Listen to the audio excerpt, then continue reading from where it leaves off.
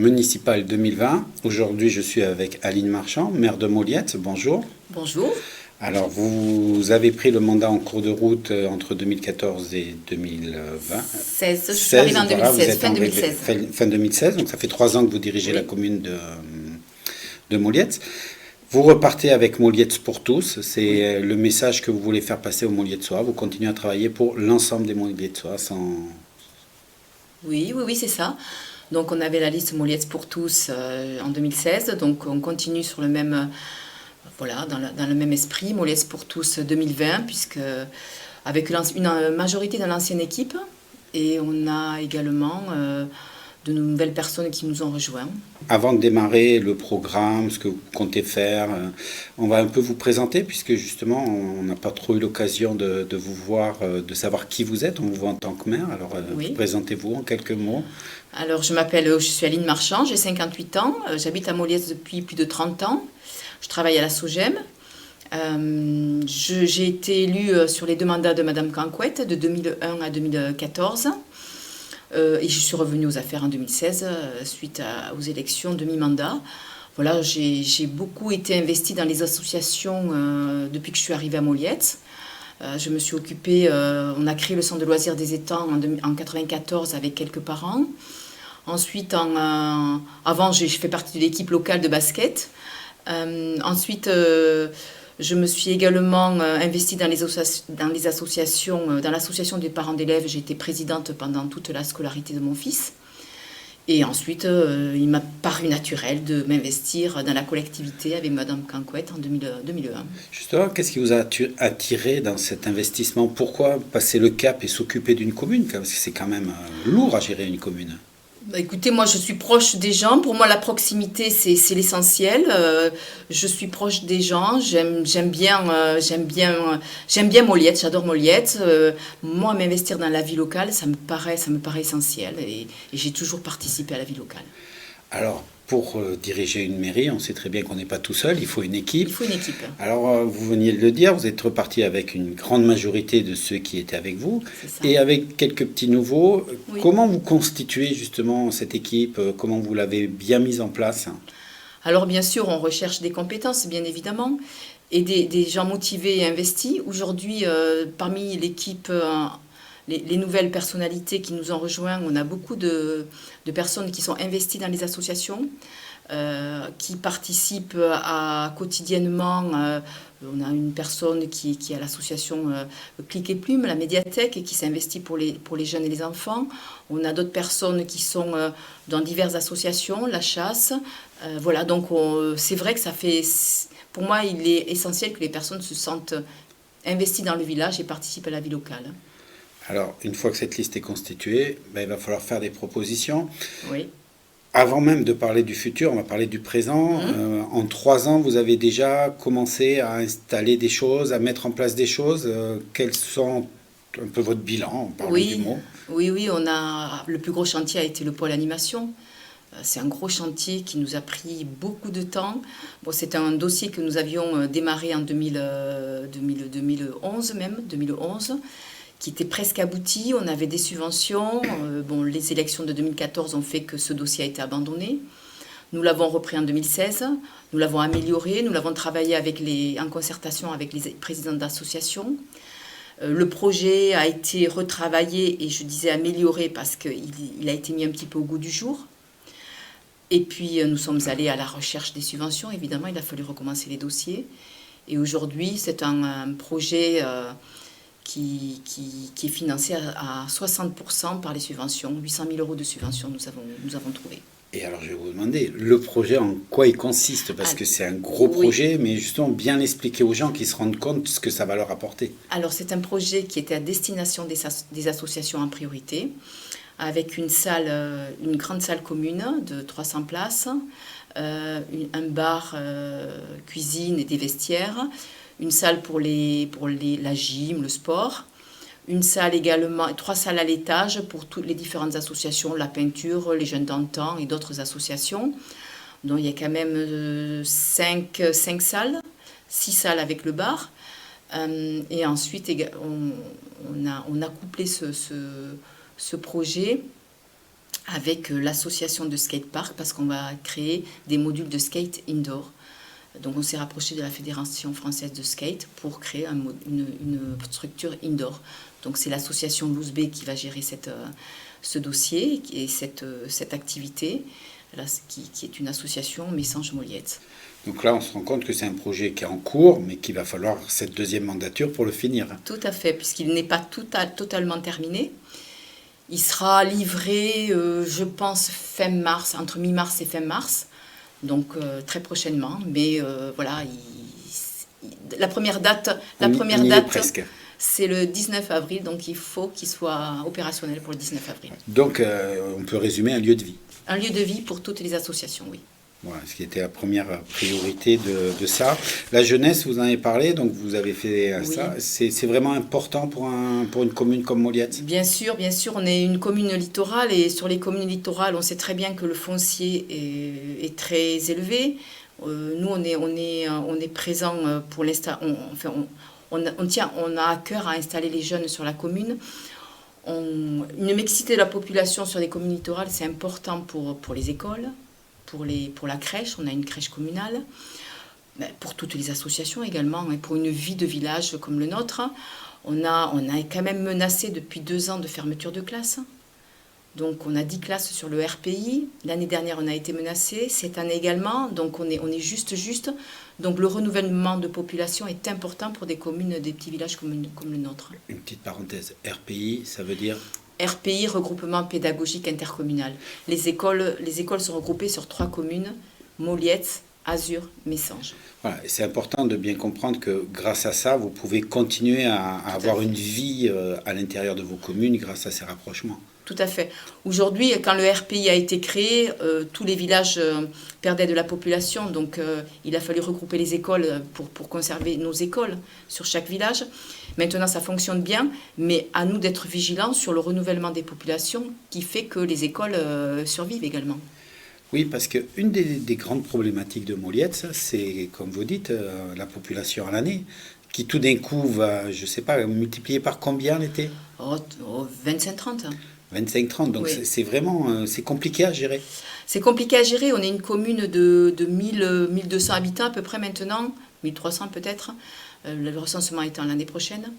Mais on a les problématiques d'une commune comme Dax, on a 20 000 personnes l'été. Donc c'est vrai qu'on gère avec les moyens d'une commune de 1000 habitants, mais avec les problématiques d'une commune de 20 000. Donc il faut s'adapter. Là, on arrive dans un peu la partie économique. Oui. Comment on fait justement pour arriver à jongler avec ces deux extrêmes, si on peut dire? Il faut être organisé déjà. Le tourisme, il faut savoir que la première activité économique sur la commune, c'est quand même le tourisme. Il ne faut pas négliger cette activité. Tout le monde vit du tourisme. Je dis, moi, même l'institutrice du village vit du tourisme. Donc, il y a beaucoup de saisonniers également. On a une population fluctuante importante. On a beaucoup, comme je disais, les saisonniers qui viennent l'été, qui repartent l'hiver. Donc on a 10 enfants sur les écoles qui fluctuent toute l'année, qui viennent printemps, automne et qui repartent. Donc nous, on est vigilants à ce que le tourisme soit... c'est important pour nous l'activité touristique et pour tout le village. Mais par contre, si on peut dire, mais vous tenez vraiment aussi qu'on garde l'identité Moliette. Ah, tout à fait. L'art de vivre, vous avez appelé ça. Oui. Il faut le préserver, c'est important. C'est un équilibre. L'art de vivre, bien sûr, c'est important pour Moliette. On est un village où le bien vivre ensemble fonctionne bien. Mais on a besoin d'une vie, tout le monde a besoin de travailler. Donc il faut arriver à un bon équilibre pour éviter de se faire déborder. Mais on y arrive. Et les gens, les Moliettois qu'on rencontre régulièrement lors de nos visites, nous font part de cette qualité de vie sur Moliette, oui. Alors pour arriver à ça, on va parler de l'aménagement parce qu'il faut préserver le patrimoine, il y a une forte pression, je présume, des promoteurs pour construire. Quelle est votre politique et votre stratégie par rapport à ça? Écoutez, le PLUI va être validé là, prochainement. Nous, le PLU de 2012 a été fait en concertation avec tous les acteurs de Moliette, également les associations environnementales. Il n'a pas été attaqué, ce PLU, et le PLUI reprend exactement le même zonage que le PLU de 2012. Et on a fait attention justement de préserver des zones, certaines zones.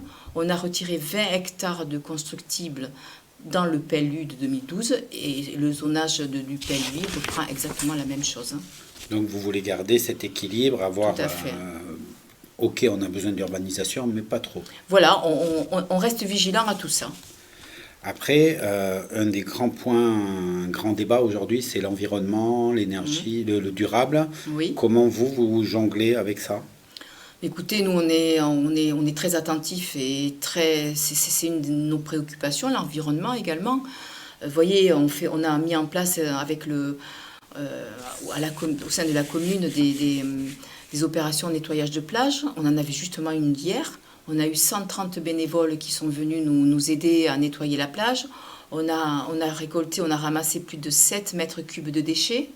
Voilà, donc ces opérations sont renouvelées régulièrement pendant l'hiver avec les bénévoles, avec les associations. Et tout le long de l'année, d'autres opérations sont organisées également avec les associations, les écoles de surf.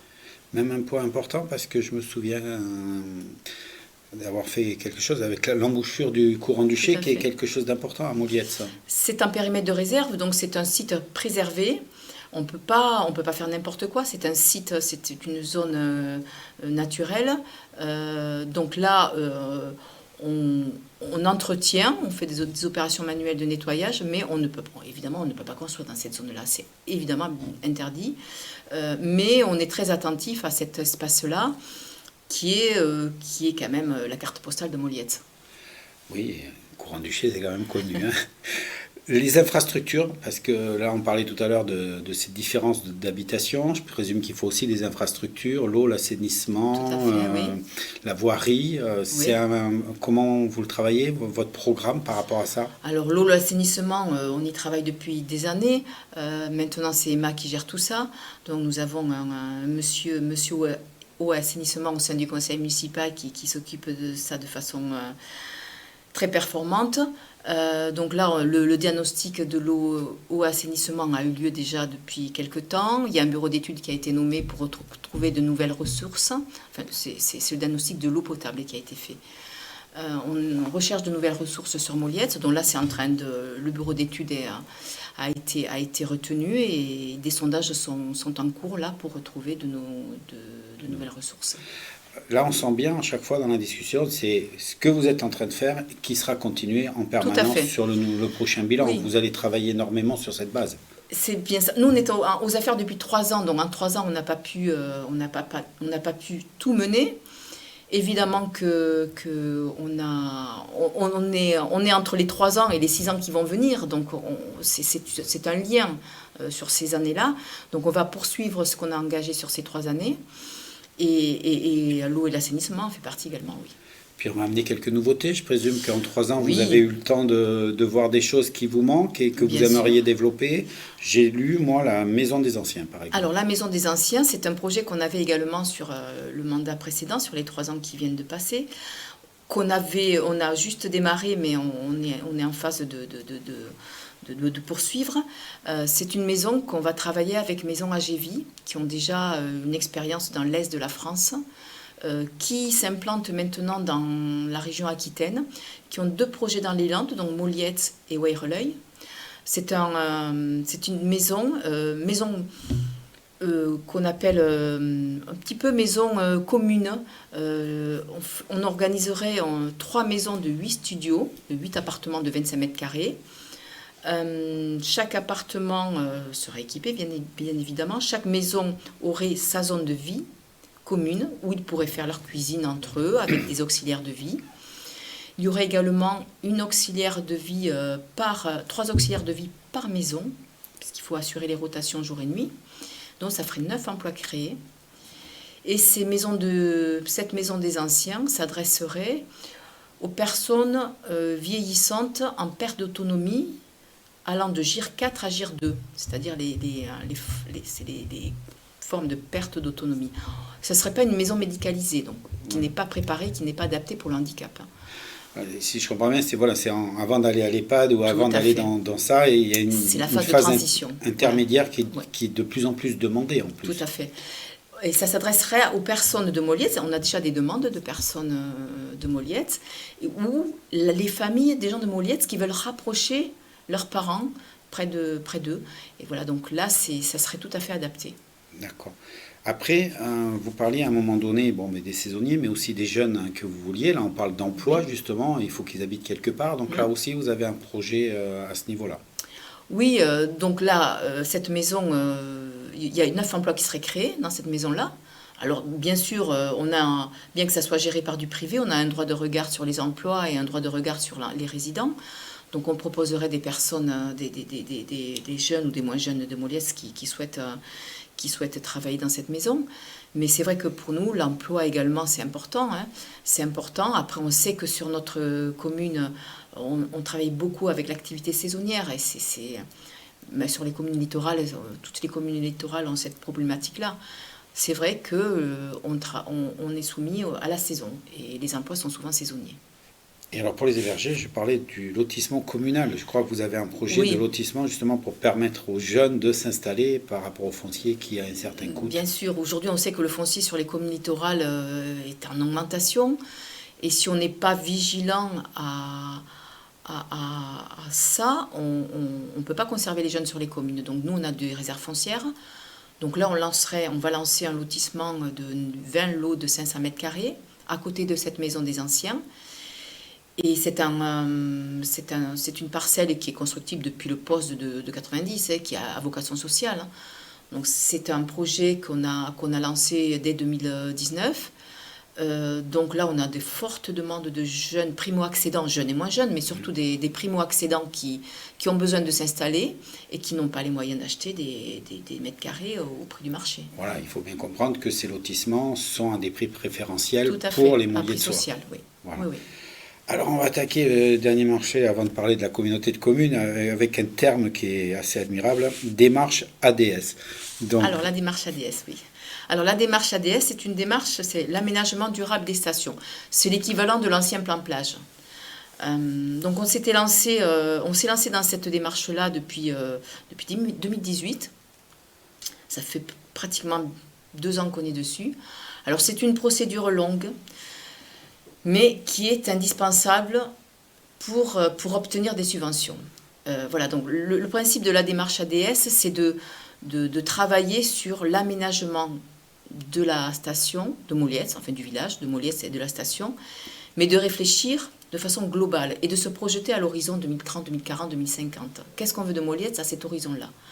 Voilà, de savoir les voies douces, les pistes cyclables, comment on va les aménager, les endroits qui seront urbanisés, comment on va les desservir, où seront les pôles de vie, où seront la tête de plage, comment on veut qu'elle soit dans quelques années.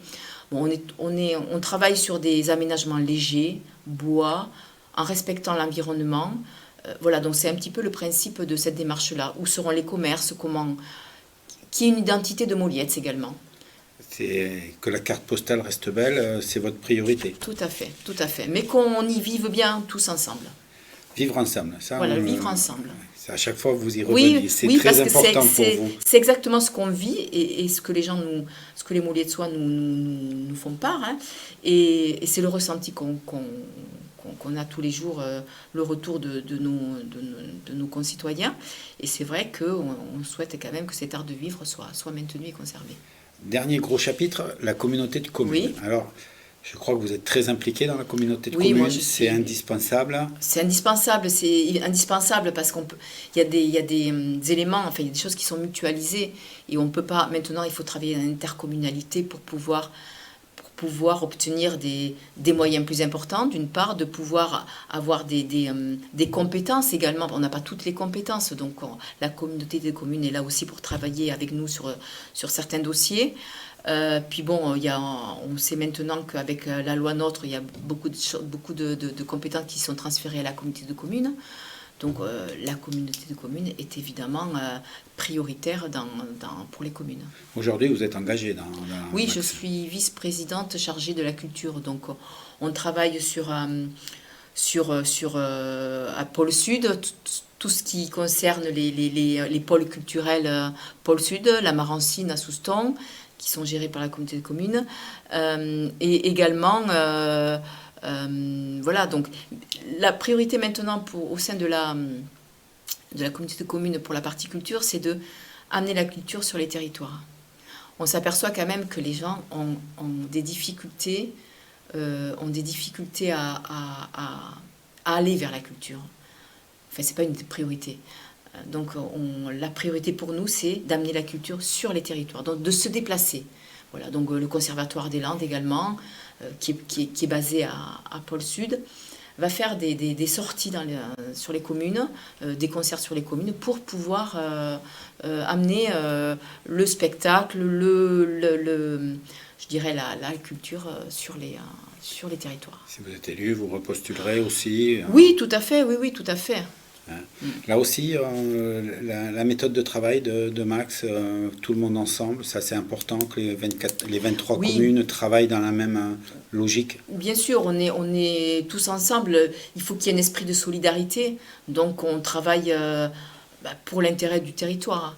Donc, une année, on met l'accent, c'est telle commune qui aura les fonds pour tel projet, mais l'année suivante, ça sera l'autre commune qui amènera son projet et qui pourra le voir aboutir. Donc, c'est l'esprit de la communauté de communes, oui. Alors, on est à la fin de cette interview, de cet entretien, et je vais vous poser la même question que je pose systématiquement à tous les candidats. Le 15, donc on va voter. Oui. Pourquoi un Maulier de Soie doit voter pour vous plutôt que pour l'autre liste? Alors nous, on est dans la continuité de ce qu'on a engagé sur les 3 ans. Pour nous, l'important, c'est le vivre ensemble, l'art de vivre, être bien dans notre village, développer notre village tout en conservant cette qualité de vie. Le développement des associations également, pour nous, c'est très important, qui fait que les associations sur un village, c'est le ciment de cohésion sociale. Hein. Donc pour nous, c'est très important et on continue dans cette démarche-là. Merci beaucoup. Donc c'est Aline Marchand, Mauliette pour tous. À vous de choisir.